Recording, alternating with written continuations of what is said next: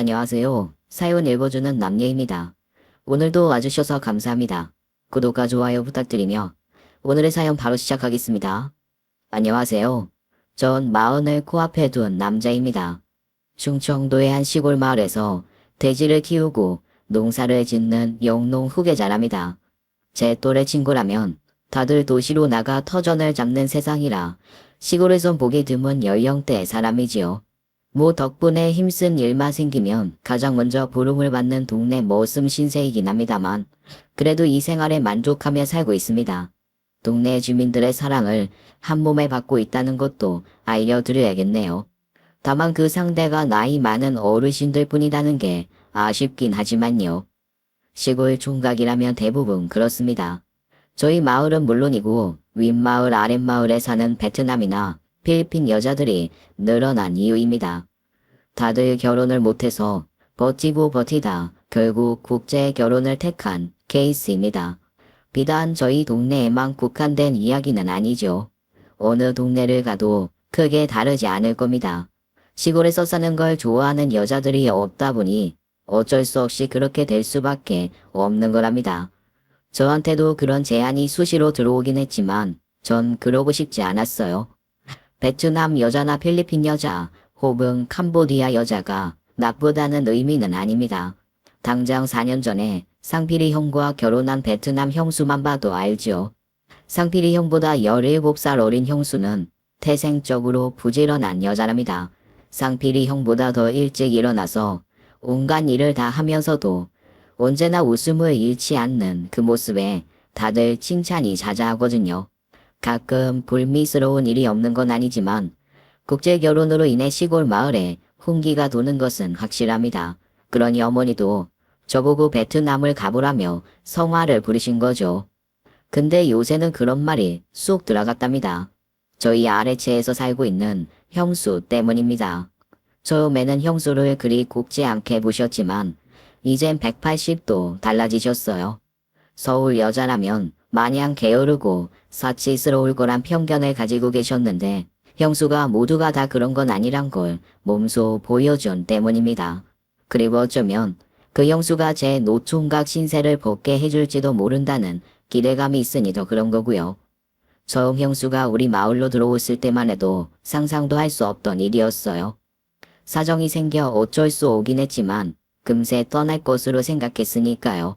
그러던 게 1년이 훌쩍 지날 정도로 머무르게 되었답니다.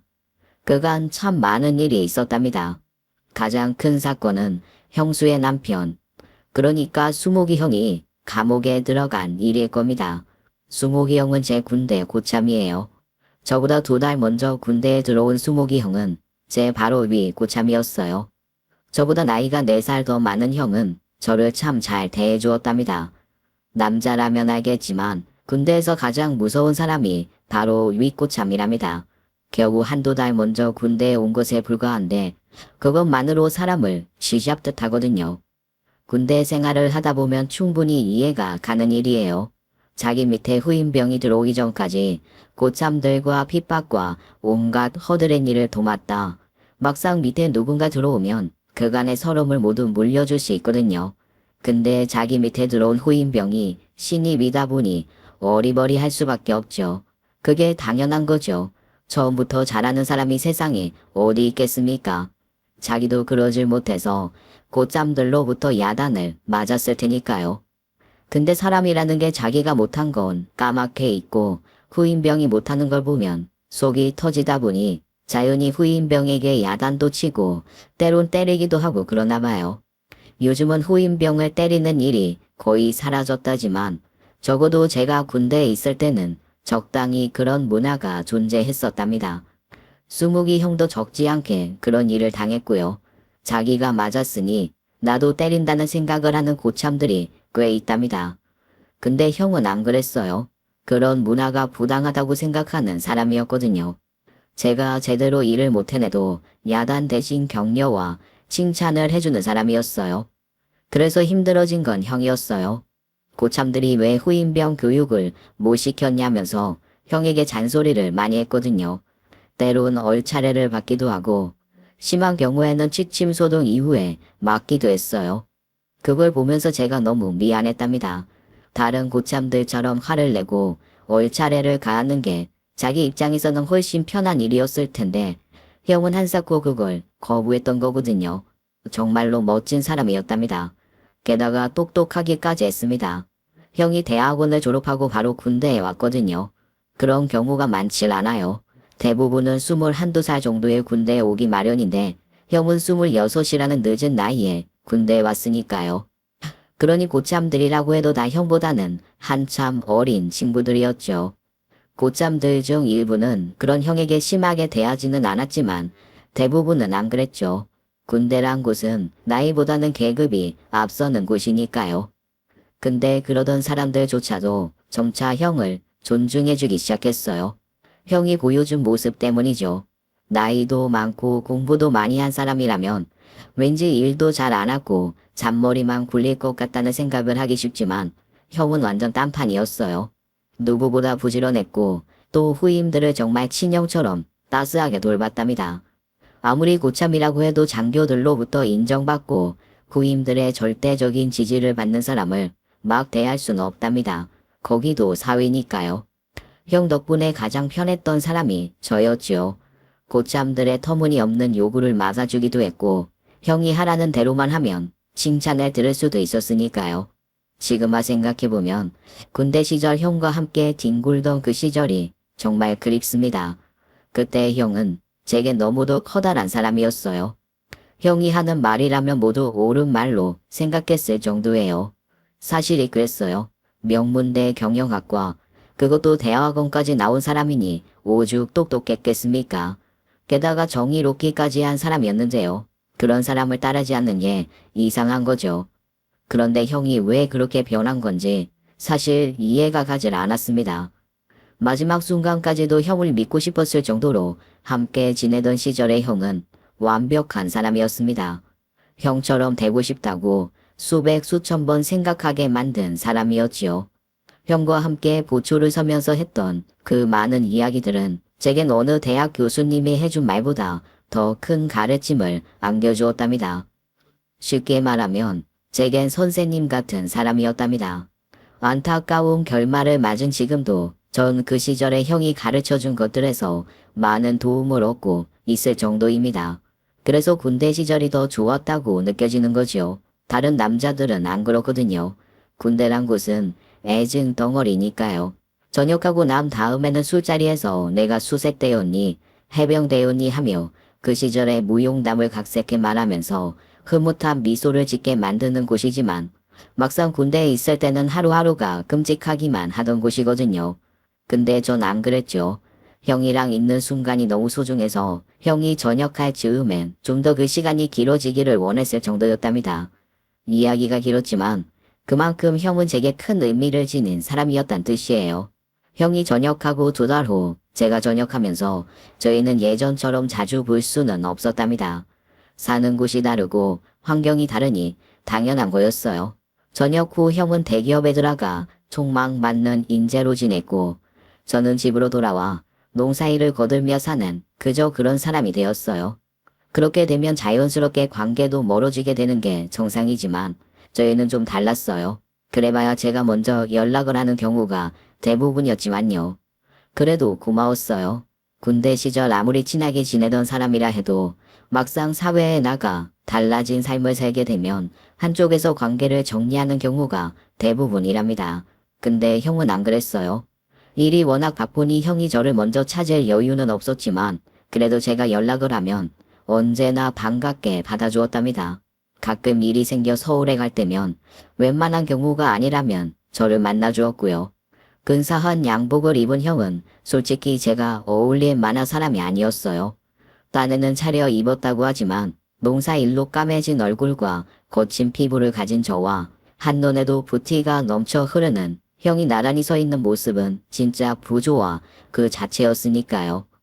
제가 주눅이 들어있어도 형은 개의치 않는 모습이었어요. 정말 대단한 사람이었죠. 저희 부모님을 제외한다면 제가 이 세상에서 가장 존경하고 믿는 사람이 형일 수밖에 없는 이유였습니다. 아무리 그래도 사는 환경이 너무 다르니 조금씩 멀어질 수밖에는 없었습니다. 서운한 일이었지만 당연한 일이니 받아들일 수밖에 없었고요. 그래도 형은 저를 잊지 않았습니다. 형이 결혼한다며 청첩장을 보내준 것만 봐도 알죠. 사실 형네 집이 잘 사는지 못 사는지는 몰랐어요. 형이 특별히 이야기해 준 적이 없었으니까요. 그런 걸로 과시할 성격도 아니었으니 애당초 이야기할 생각도 없었을 겁니다. 근데 형의 결혼식을 가보고는 알았습니다. 형네가 정말 잘 산다는 걸요. 저희라면 보통 읍내 결혼식장에서 결혼식을 올리는데요. 시골 결혼식장이라는 게 거기서 거기죠. 3, 4층짜리 건물에 모모 웨딩홀 내지는 땡땡 예식장이라고 불리는 곳 말입니다. 중간중간 허름한 구석이 있는 그런 곳에서의 결혼식만을 떠올리던 제게 으리으리한 호텔 결혼식은 진짜 별천지였습니다. 무엇보다 줄줄이 놓여진 화환에 더 놀랐습니다. 저 같은 사람들도 알만한 회사의 대표니 전문의 하는 사람들이 보낸 거더라고요. 형 집이 잘 산다는 뜻이었을 겁니다. 거기서 형수를 처음 봤어요. 서울 여자들은 다 그렇게 예쁜 걸까 싶대요. 사실 그런 건 아니었습니다. 하객으로 온 여자들 중 그 누구도 형수만큼 예쁜 사람은 없었으니까요. 부럽기도 했지만 그래도 형은 그럴 자격이 있는 사람이라고 생각했으니 진심으로 축하를 해주었답니다. 형 축하해. 진짜 잘 살아야 돼.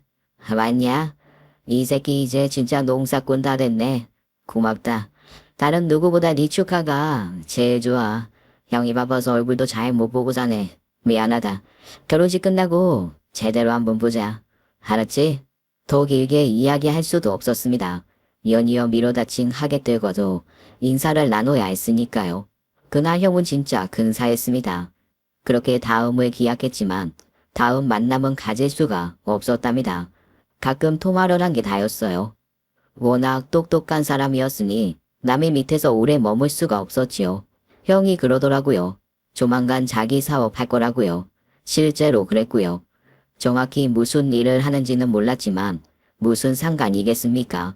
형은 무슨 일을 하든 잘할 거라는 건 분명했으니까요. 세월 참 빠르대요. 형이 결혼한 지 5년이 훌쩍 지났습니다. 저는 그 사이 영농 후계자 신청을 해서 다행히 통과되었고요. 돼지도 키우고 농사도 지으면서 운 좋게도 재산도 조금 모을 수 있었습니다. 물론 대출도 엄청났지만 농사꾼에게 대출은 선택이 아닌 필수인지라 크게 문제가 될 건 없었습니다. 따지고 보면 제가 영농 후계자가 된 건 거창한 의욕이 있어서 그랬다기보다는 대출을 싼 값에 받을 수 있기 때문이기도 하거든요.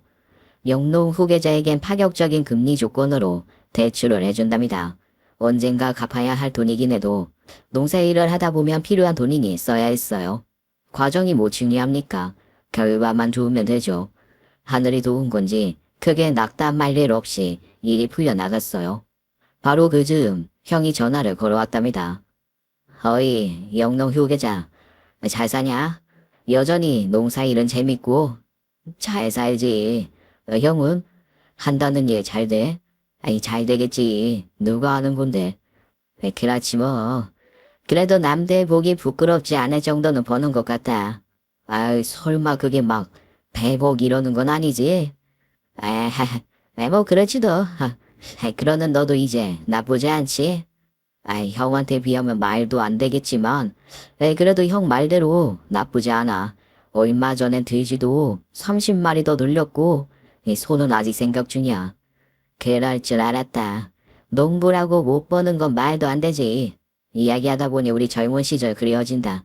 우리 한번 보자. 그래. 그러고 보니 형 결혼하고 나서 한 번도 못 봤네. 참, 애기는 많이 컸겠네. 결혼한 지 5년이 넘었으니 당연히 애가 생겼을 거라고 생각했어요. 애? 아직. 그래. 설마 안 가지려는 건 아니지? 그런 건 아니고 내가 바쁘다 보니 그래 됐다. 아무리 바빠도 할 건 하고 살아야지. 나는 하고 싶어도 못하는구만. 하하, 하긴 뭐래. 암튼 우리 진짜 얼굴 좀 보자. 형이 바빠서 그런 거지. 불러만 줘. 내가 돼지 밥을 안 주는 한이 있어도 형이 부르면 바로 달려갈 테니까. 알잖아. 내가 언제 형 말 한 번이라도 안 들은 적 있어? 그렇지. 진짜 착한 동생이니까. 에휴, 네가 그러니 내가 더 미안해지잖아. 암튼 형이 조만간 시간 낼 테니 얼굴 꼭 보자.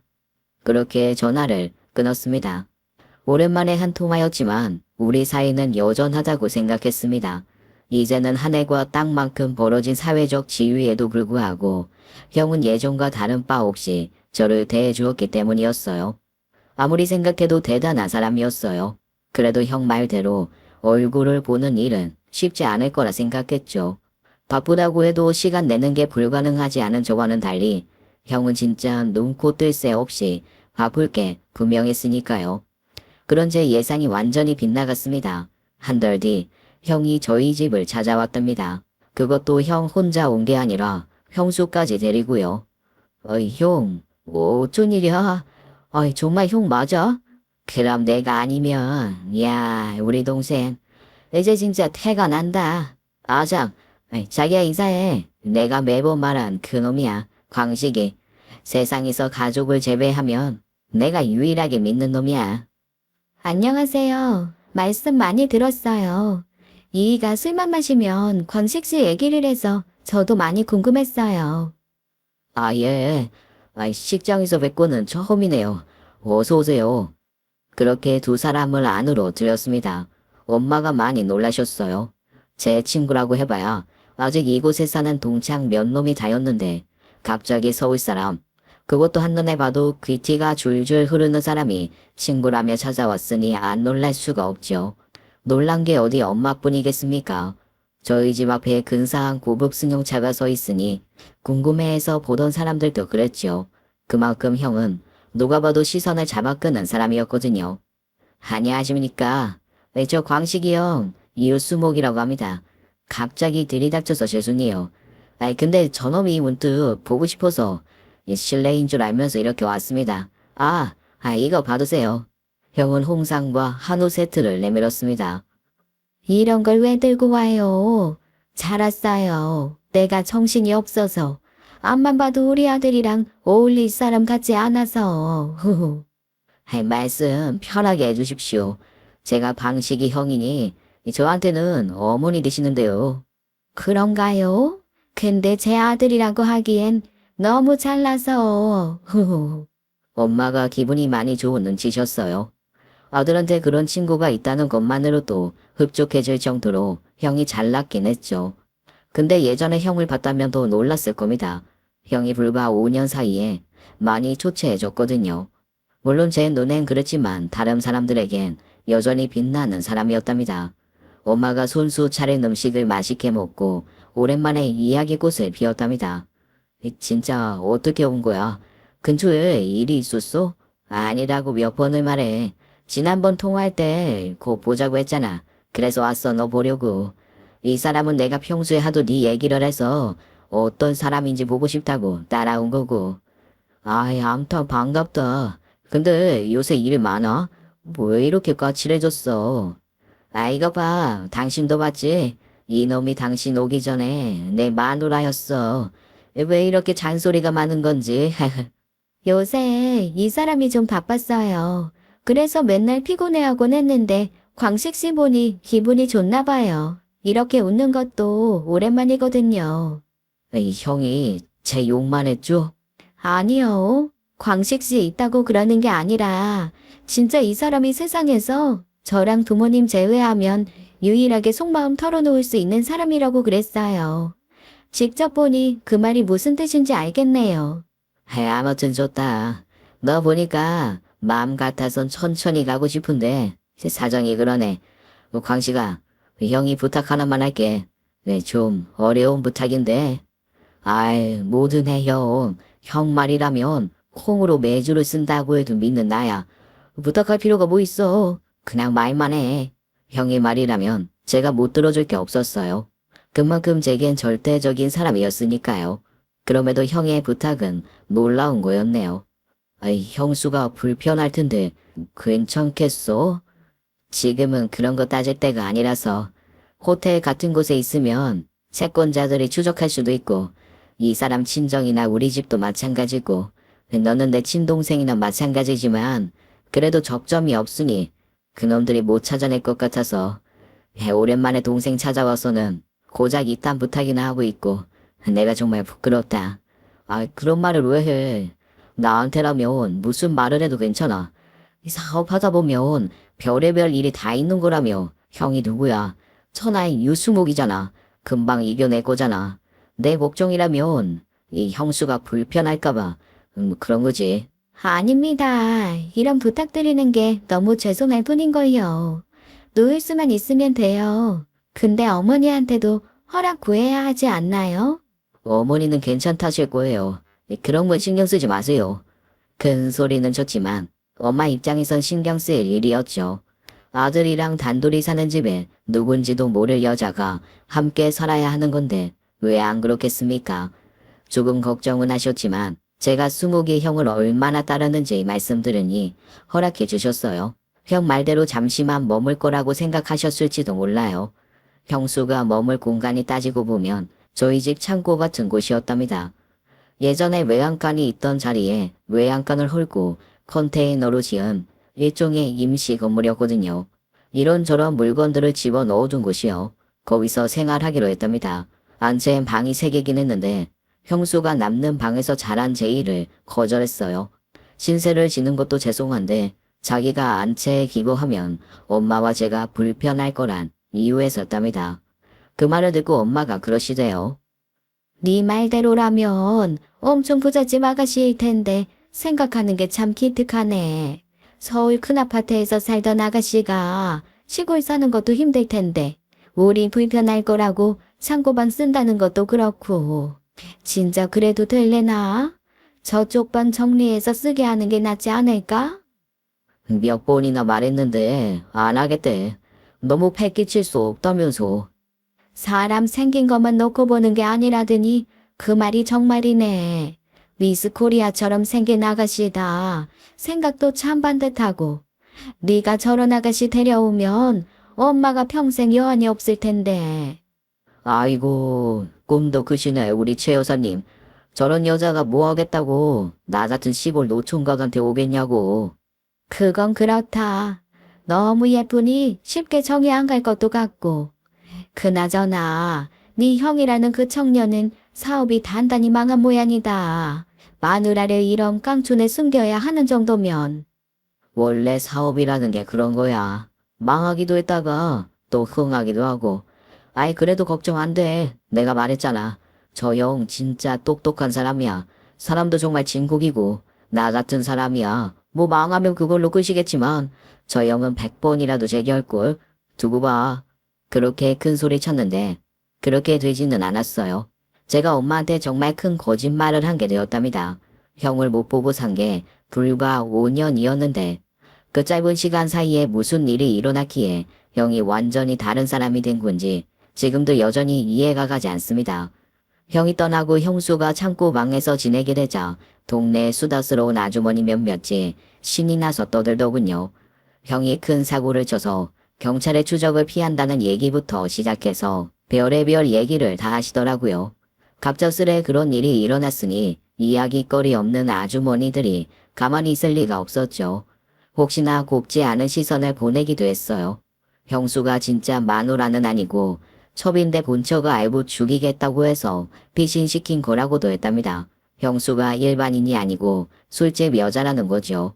못할 말은 아니었습니다. 형수가 그만큼 예뻤으니까요.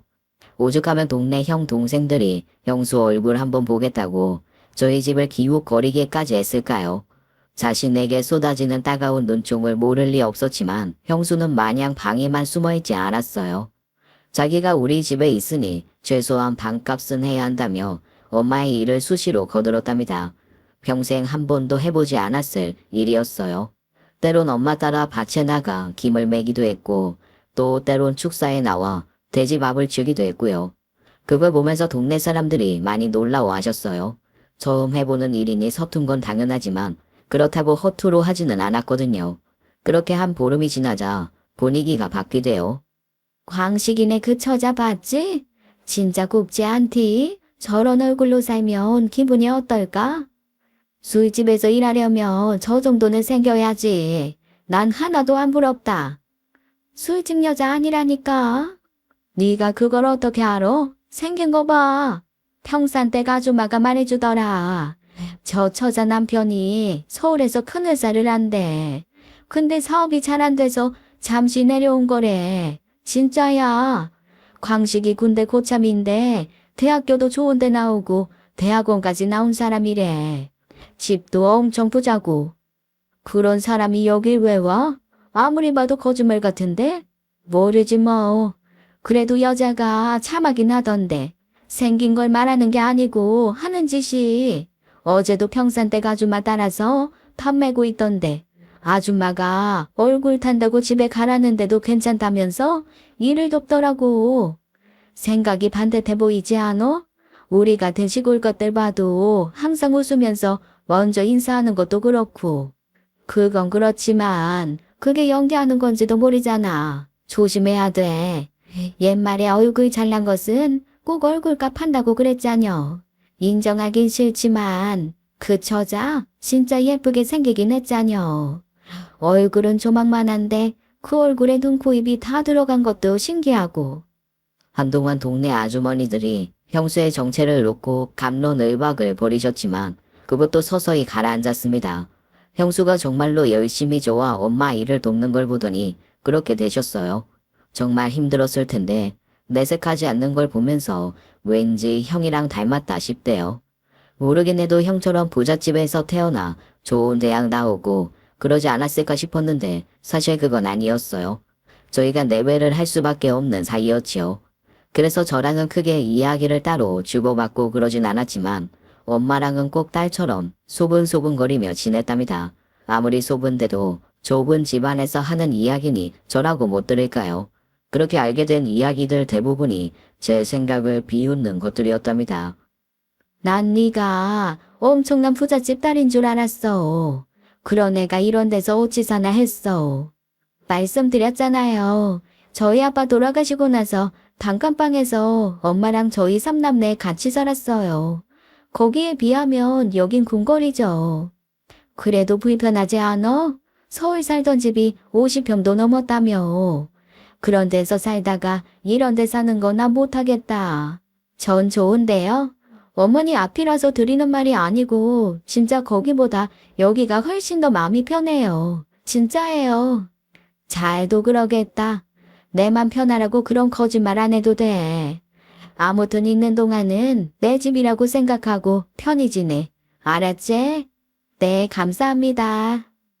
형수의 말이 무슨 뜻이었는지 처음에는 몰랐어요. 모든 일이 다 마무리되고 나서야 그 말이 진심이라는 걸 알았지만요. 아무리 좋은 집에 살아도 그곳에서의 삶이 지옥 같았으니 저희 집에서 사는 게 100번 더 마음이 편할 수밖에 없었던 거였답니다.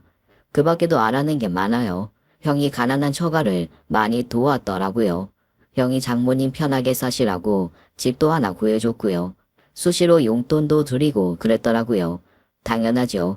형 성격이라면 그러고도 남았으니까요. 그런 형이 사업 실패로 채권자들을 피해 다녀야 한다는 게 너무 마음이 아팠어요. 그 와중에도 형은 가끔 저희 집에 오곤 했어요.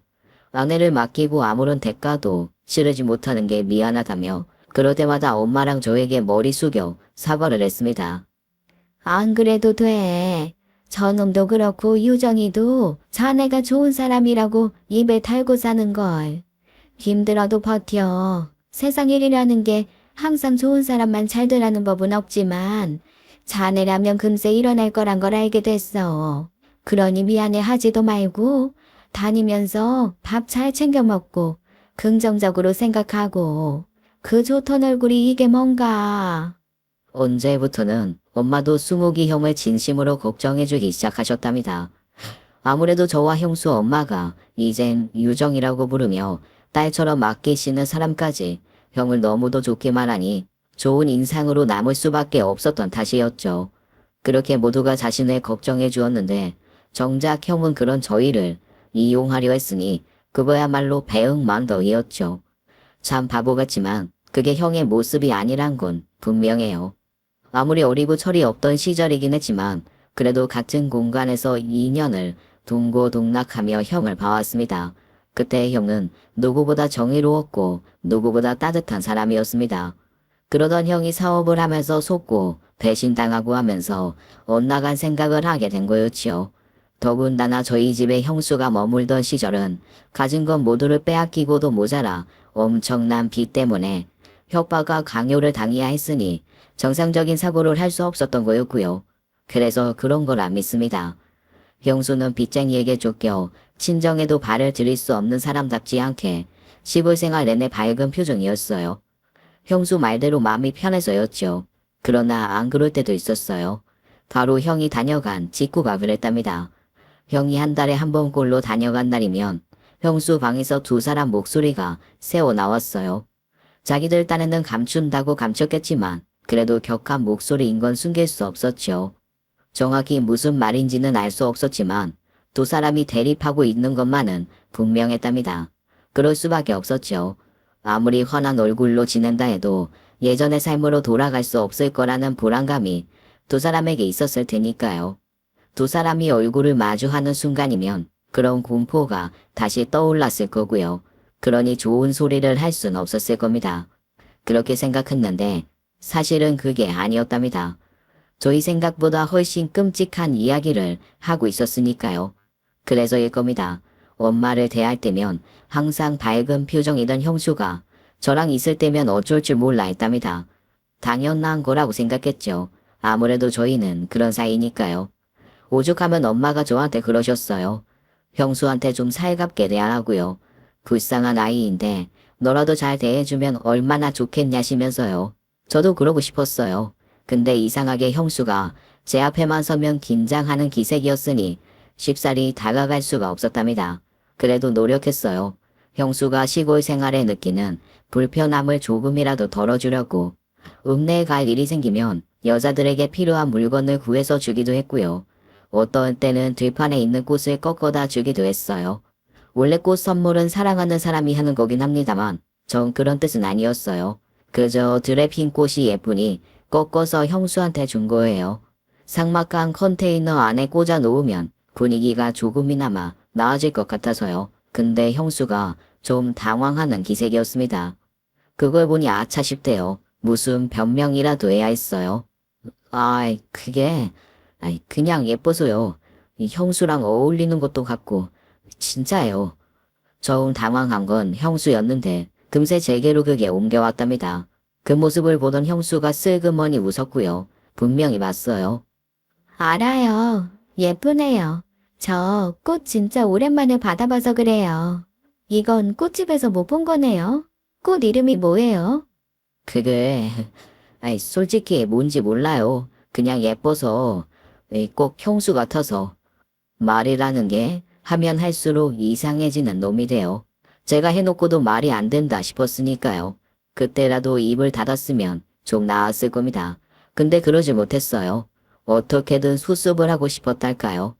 이 형수 같다는 게 그러니까 형수가 예쁘잖아요. 그렇다고 그 꽃이 형수만큼 예쁘다는 건 아니지만 제 앞에서 그렇게 환하게 웃어준 적은 없었어요. 원래부터 형수가 예쁜 사람이라는 건 알았지만 그렇게 웃으니 100배쯤은 더 예뻤습니다. 가슴이 두근거릴 정도였어요. 오해는 마세요. 너무 예뻐서 그런 거니 제가 형수한테 딴 마음을 먹거나 한 건 아니었으니까요. 제가 그렇게 예뻐요? 그러고 보니 그 말도 진짜 오랜만에 듣네요. 이해가 안 됐습니다. 형수는 누가 보더라도 미인인 사람이었어요. 그런 형수한테 예쁘다고 말하지 않는 게 오히려 실례일 정도로요. 남편인 형이 그런 말을 안 할 이유가 없었답니다. 꽃 선물도 그렇고요. 근데 형수는 둘 다 오랜만이라고 말했답니다. 어쩌면 그날부터 조금씩 우리 사이에 있던 벽이 얇아진 건지도 모르겠네요. 그러다 결정적인 사건이 터졌어요. 형수가 온 첫날부터 우리 동네는 물론이고 이웃 동네 남자들까지 형수에게 관심을 보였답니다. 생전 보지도 못한 아름다운 여자가 머물렀으니 그럴 수도 있죠. 아직 결혼 못한 노총각들은 물론이고 결혼한 것들까지도 그랬어요. 저도 남자지만 참 창피할 정도로 수시로 저희 집 근처를 기웃거렸답니다. 그것까지야 뭘 할 수 없죠. 근데 선을 넘어버린 일이 생겼답니다. 저도 오며 가며 아는 형님이셨는데요. 나이가 저보다 10살 정도 많은 분이셨는데 아직 결혼은 못했어요. 국제 결혼에 드는 비용을 감당할 처지가 아닌 탄도 있었죠. 바로 그 형님이 사고를 친 거예요. 축사에서 청소에 한참이었는데 전화가 오대요. 받아보니 동네 아주머니셨어요. 광식아, 고추밭에 좀 와라, 빨리. 왜, 무슨 일 있어요? 아, 글쎄, 윗동네 호철이 놈이. 아유, 아무튼 빨리 와라, 빨리. 뭔가 시끄러운 소리가 들리더군요. 큰일인가 싶어 오토바이를 타고 달려봤어요. 축사에서 고추밭까지 5분이면 가는 거리였어요. 앞쪽에 고추밭이 보이더군요. 아주머니 서너시서 누군가를 떼어 놓으려고 하는 모습이었어요. 너 왜 그래? 왜 대낮부터 술 퍼먹고 이 행패야? 행패는 무슨 행패요? 내가 뭐 못할 짓 했어요? 누가 나랑 결혼해달래? 아이, 지나가다 얼굴 한 번 본 게 그렇게 죽을 짓이냐고. 네가 얼굴만 봤어? 옆에 와서 손잡으려고 한 걸 우리가 못 본 줄 알아? 손을 잡긴 누가 잡았다고 그래요? 아이, 그냥 술이 취해서 몸이 기울어진 걸 같고. 아무래도 그 형님이 형수한테 무슨 짓을 하려다 아주머니들한테 혼이 나는 것 같더군요. 그걸 보는데 왜 그리 열이 받는지 모르겠대요. 평소라면 그래도 형님 뻘이 되니 좋게 말하고 돌려보냈겠지만 그날은 그럴 수가 없었어요. 이게 뭐 하는 짓입니까? 당장 물러나요. 제가 큰 소리를 치며 오토바이에서 내리자 아주머니들이 그제야 한숨을 쉬시대요. 자기들 힘으론 장정 하나가 감당이 안 되던 상황이었거든요. 그랬으면 물러날 일이었어요. 그걸로 끝날 일이었고요. 그런데 그 형님이 술이 취해서인지 그러려고 하질 않더군요. 누구야? 아이, 너 광식이냐? 너 내가 누군지 알아? 아이, 운마을 호처 형님 아니십니까? 근데 왜 그러세요? 무슨 일인데요? 잘 왔다. 알겠어, 아주머니들이 나보고 저 여자 손잡고 희롱하네 그러잖냐. 내가 억울해서 그런다. 응? 내가 그럴 사람이냐? 말과는 달리 형수의 안색이 새파랗게 질려 있었답니다. 그런 일이 없었다면 저리 들 리가 없지요. 그걸 보는데 정말 열이 받대요. 형님 입은 보고 가릴 정신이 아니었답니다. 저절로 곱지 않은 말이 나갔답니다. 술을 드셨으면 집에 나 계시지. 뭐 하는 짓입니까? 나이 쌀도 있으신 분이 말이야. 뭐? 너 이 새끼, 너 지금 그게 형님한테 할 소리냐? 내가 좋게 좋게 이야기하려는데. 이야기 안 하면요. 어쩌실 건데요? 사실 그냥 싸우기만 해도 상대가 안 될 사람이었어요. 덩치도 덩치지만 그 양반 툭 하면 술 마시고 해롱되는 사람이었거든요. 멀쩡한 정신으로 덤벼도 될까 말까인데 술에 만취해서 덤비면 그건 더 뻔하니까요. 그래서 방심을 하고 있었습니다. 순간 눈에서 불이 번쩍하대요. 그 형님이 머리로 저를 들이받으신 거였어요. 머리에 받쳐보신 경험이 있으시면 알 겁니다. 주먹으로 맞은 것과는 또 다른 충격이거든요. 잠시 정신을 잃을 정도였어요. 한 3, 4초간은 아무 생각도 안 들었답니다. 그걸 보자 엄마와 형수가 득달같이 달려들었고요. 그래봐야 뭘 하겠습니까마는 아무튼 제가 맞는 걸 보고는 반사적으로 움직였답니다. 참 고맙더라고요. 엄마야 자식이 맞는 걸 봤으니 눈이 뒤집어져 그러는 게 당연했지만 형수는 그럴 필요는 없었으니까요. 암튼 정신을 차리니 엄마와 형수가 호철 형님을 잡고 있더군요. 자칫 두 사람이 맞을 수도 있을 것 같다는 걸 알고는 바로 움직였습니다. 냅다 발차기를 한 거죠. 바로 나가 떨어지대요. 죽는다고 소리를 질러대봤자 누가 도와주겠습니까? 평소에도 술 먹고 동네 사람한테 행패를 부리곤 했으니까요. 마음 같아선 그 상태에서 더 손을 놀리고 싶었지만 엄마와 형수가 말려서 참은 게 다행이었습니다. 그렇게 사태는 일단락됐습니다. 도시에서 그런 싸움이 나면 고발인의 진단서네 하며 난리가 났겠지만 아직 시골은 정서가 다르답니다. 호철 형님이 한참 동생 뻘인 제게 자기가 맞은 거 분하다고 신고한다 그랬지만 동네 이장님이랑 어르신들이 잘 타일러서 그걸로 수습됐죠. 아마 더 야단 맞은 건 호철 형님이 아니었을까요? 마을에서 그나마 발붙이고 살려면 동네 인심에 기대야 하니 호철 형님도 더는 고집을 부릴 수가 없었답니다. 그렇게 끝나고 집에 오는데 아무래도 아까 머리에 받친 게 충격이 컸었습니다. 병원에 갔더니 코뼈에 미세하게 금이 갔다지 뭡니까? 마음 같아선 진짜 고발해서 콩밥이라도 먹이고 싶었지만 그냥 참았어요. 동네 사람들끼리 그래봐야 좋을 것도 없다는 엄마 말 때문에요. 병원에서는 특별히 해줄 수 있는 게 없다더군요. 부러지거나 상태가 심하면 수술을 받기도 한다는데 그 정도는 아니라지 뭡니까. 의사는 따로 치료할 건 없고 집에서 얼음찜질 종종 해주고 그래도 아프면 진통제를 먹는 수밖에 없대요. 그러면서 너무 과격하게 움직이지는 말라시더군요. 놔두면 자연스럽게 붓긴 하겠지만 혹시 너무 과격한 동작 때문에 탈이 날 수 있다는 이유에서였습니다. 그 말을 듣고 형수가 정말로 미안해했어요. 자기 때문에 그렇게 된 거였으니까요. 덕분에 제가 호강을 했습니다. 아침 저녁으로 얼음찜질을 하라며 얼음 주머니를 대령했거든요. 더 웃긴 건 형수가 마치 시종이라도 되는 것처럼 그 시간 내내 제 곁에서 저를 지켜보고 있었단 겁니다. 저야 당연히 불편했죠. 아이, 제가 합니까? 그냥 형수 일하세요. 안 돼요. 코뼈 부러지면 얼마나 아픈데요. 꼭 부러져 본 사람인 것처럼 말하네요. 괜찮아요. 꼭 부러져 봐야 아나요. 당연히 아프겠죠. 말하지 말고 잘 되고 있어요.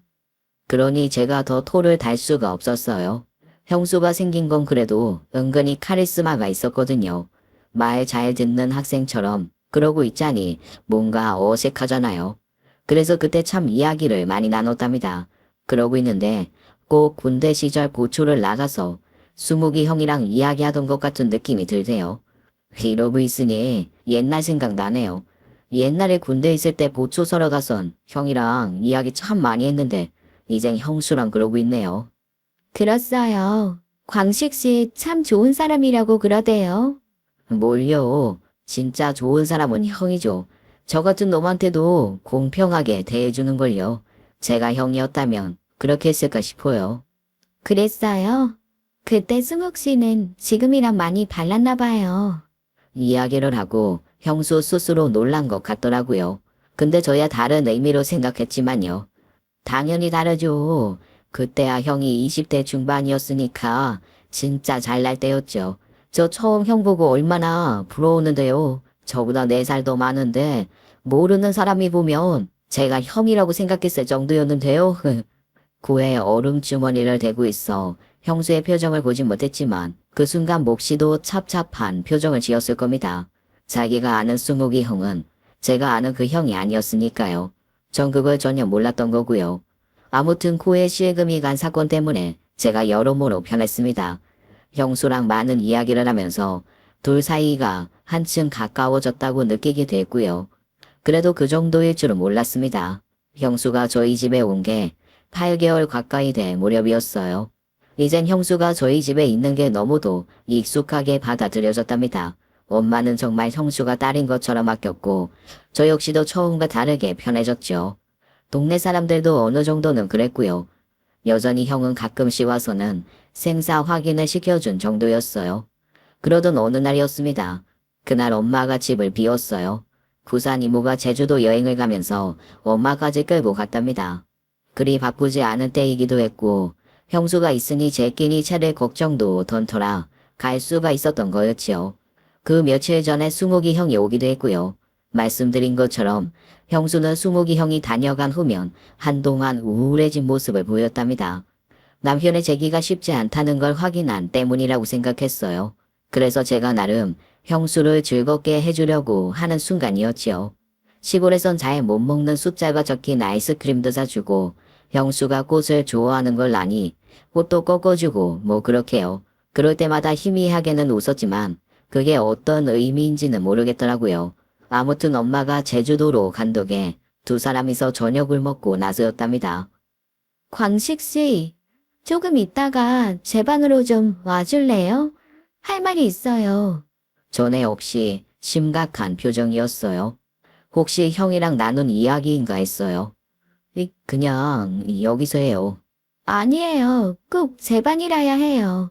이유는 나중에 설명할게요. 뭔지는 몰랐지만 그렇게 말하는데 말을 안 들을 수가 없었답니다.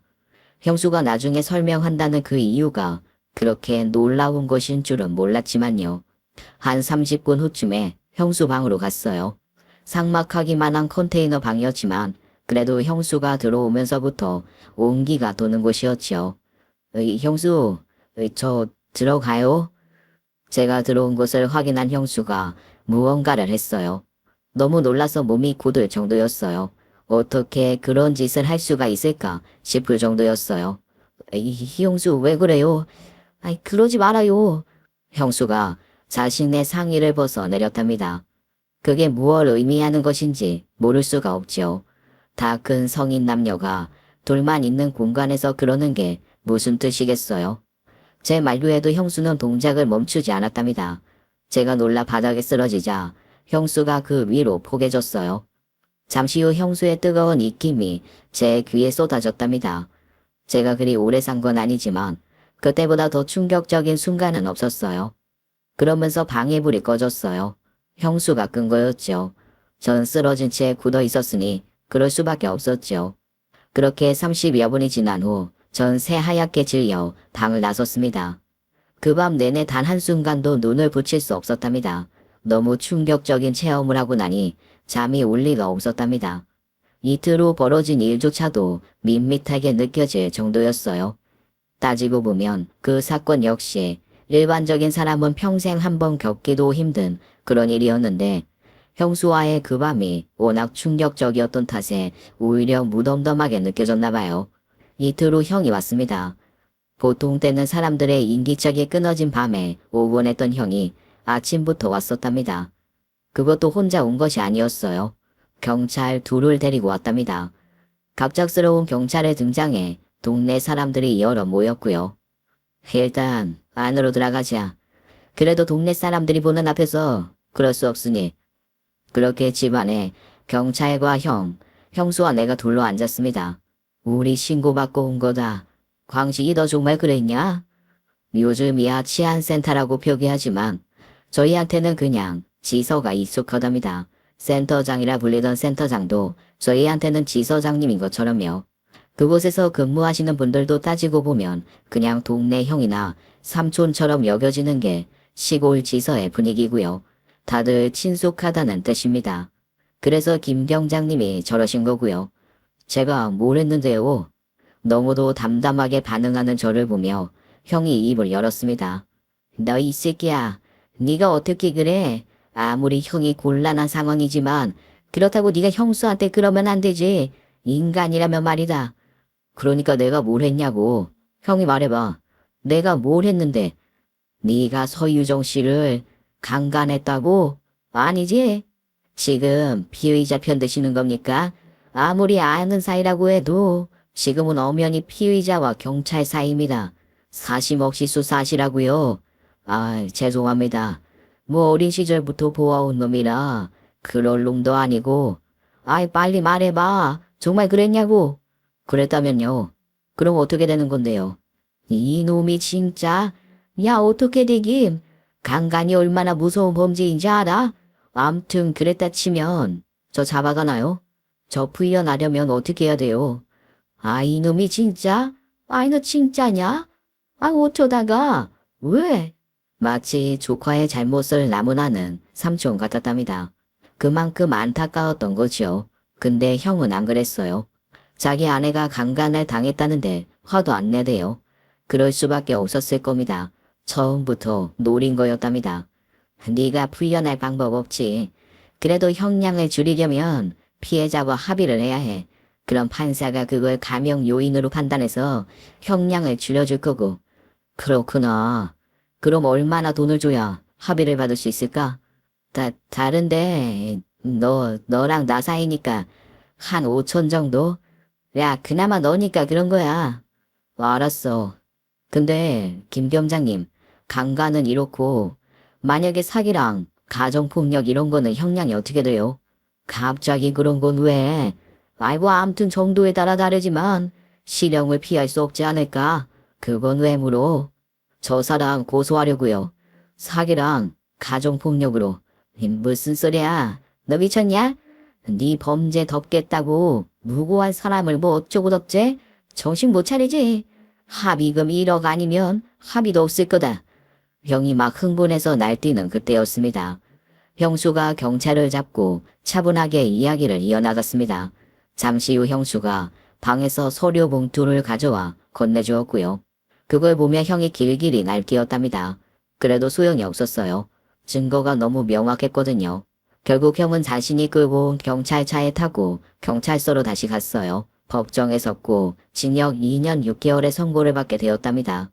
자신의 아내를 상습적으로 구타해서 갈비뼈를 부러뜨리기도 했고 코뼈도 부러뜨렸거든요. 형수가 그 증거로 진단서를 다 끊어놨더라고요. 그러니 부인할 수도 없었고요. 그리고 자신의 지인에게 강간죄를 뒤집어 씌워 합의금을 뜯어내려 했던 제목과 함께 투자를 빌미로 사람들에게 돈을 빌리고 갚지 않은 점도 함께 처벌의 제목이 되었답니다. 그 모든 걸 알려준 사람이 형수였어요. 그날 형수가 불을 끄고 제 귓가에 속삭였답니다. 광식 씨, 그냥 있어요. 이 방에 몰래카메라 있어요. 형이 설치한 거예요. 말하지 말아요. 들리니까. 형이 광식 씨 강간이라고 우겨서 합의금 받으려고 시킨 거예요. 그것만 있는 것도 아니고요. 나머지는 나중에 건너가서 말해줄게요. 일단은 이대로 30분만 있어요. 그래야 순옥 씨를 속일 수 있으니까. 두어 시간 후 형수가 조심스레 건너와서는 모든 걸 말해줬답니다. 형이 사업 실패 후 벌인 각종 사기 행각과 형수인 자신을 수시로 구타한 이야기, 그리고 저에게 돈을 뜯어내려고 형수를 몰아붙인 정황까지 모두 다요. 형수는 절대 그럴 수 없다 했지만 볼모로 잡힌 친정 엄마 때문에 어쩔 수 없이 하는 척 했다더라고요. 형이 친정 엄마에게 사준 집과 그 밖에 제공한 돈들을 다 돌려받을 거라고 그랬대요. 그러면 엄마가 힘들어지니 따르는 척 했대요. 자기한테 진심으로 대해준 사람들을 배신할 수도 없고 그렇다고 엄마를 힘들게 할 수도 없어 그랬다는 거예요. 엄청나게 미안했지만 형수 잘못은 아니었어요. 그렇게 모든 일이 마무리됐고 형수는 이혼과 함께 부산 친정으로 내려갔어요. 그리 긴 시간은 아니었지만 형수가 떠나고 나니 집에 불었던 훈풍이 사라진 기분이었어요. 엄마도 그랬지만 제가 참 많이 힘들었답니다.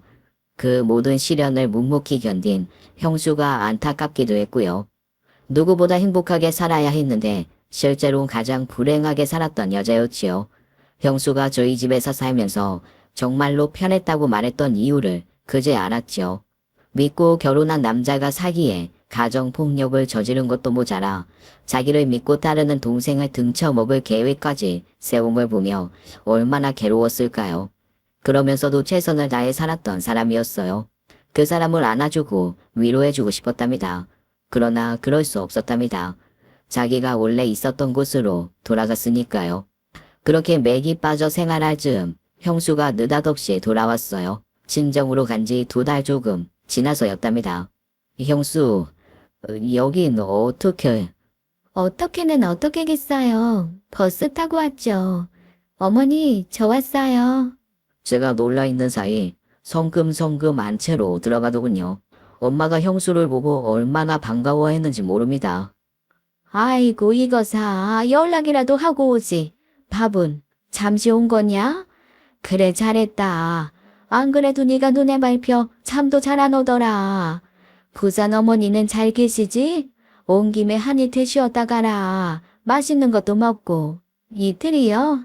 안 되는데. 그렇지. 가야 되지? 기다려라. 밥은 먹고 가야지. 밥은 천천히요. 지금 일 많은 때잖아요. 일부터 하고 밥 먹어요. 그래야 더 맛있으니까. 일은 무슨 일을 해. 금방 가야 한다며. 그럴 필요 없다. 일은 나랑 광식이가 하면 되니 넌 밥 먹고 가면 돼. 저 안 가요. 일한다니까요. 어차피 사람 쓰실 거잖아요. 요새 시골에 사람 구하기가 힘든 거 뻔한데. 그럴 거면 저 쓰시라고요. 대신 일당은 톡톡히 쳐주세요. 숙식 제공에 삼시세끼 맛있는 밥 주세요. 그게 무슨 소리예요? 아, 왜 말을 못 알아들어요? 저 여기서 일할 거라고요. 농번기가 지나려면 일단 한 4달은 있어야겠죠? 잘해주시면 4달 더 있을 수도 있고요. 뭐 하세요? 일 나가자니까요. 그렇게 거짓말처럼 형수가 다시 돌아왔습니다. 전보다 훨씬 밝아진 얼굴의 형수는 저와 엄마를 도와 부지런히 일을 했고요. 동네 사람들의 입방아에 오른 건 당연하죠. 이젠 있을 이유도 없는데 굳이 찾아든 건 저 때문이라는 이야기가 가장 많았네요. 말도 안 되는 소리라고 했지만 오가며 부딪히는 형수의 눈빛을 보며 어쩌면 그럴 수도 있을지 모른다 싶기도 하고요. 요샌 엄마도 그랬으면 하는 눈치를 보이고요. 아무래도 집 공사를 좀 해야겠다. 안방도 키우고 화장실도 손보고 서울 아파트처럼 폼나게 꾸미면 되겠지? 네 생각은 어떠냐, 유정아? 글쎄요. 어머니 마음에 들게 고치면 되지 않을까요? 쓰는 사람 마음에 들어야지. 안방은 니들이 써야 할 테니. 아, 엄마, 그게 무슨 말이야. 말을 해도. 형수는 짐짓, 못 들은 체 하지만 얼굴엔 홍조가 피어있더군요. 정말 무슨 생각을 하는 건지 모르겠더라고요. 상식적으로 저 같은 남자를 좋아할 이유가 없잖아요. 더군다나 형수처럼 예쁜 여자라면 더더욱 제가 남자라서 여자 마음을 모르는 걸까요? 아무려면 어떻습니까? 지금 누리는 이 안락함이 계속 이어질 수만 있다면 뭐가 되건 상관없을 테니까요. 이야기 들어주셔서 감사합니다. 오늘도 행복한 하루 되시길 바랍니다. 지금까지 사연 읽어주는 남녀였습니다. 끝까지 함께 해주신 여러분 감사드리며 저희는 다음 사연으로 돌아올게요. 감사합니다.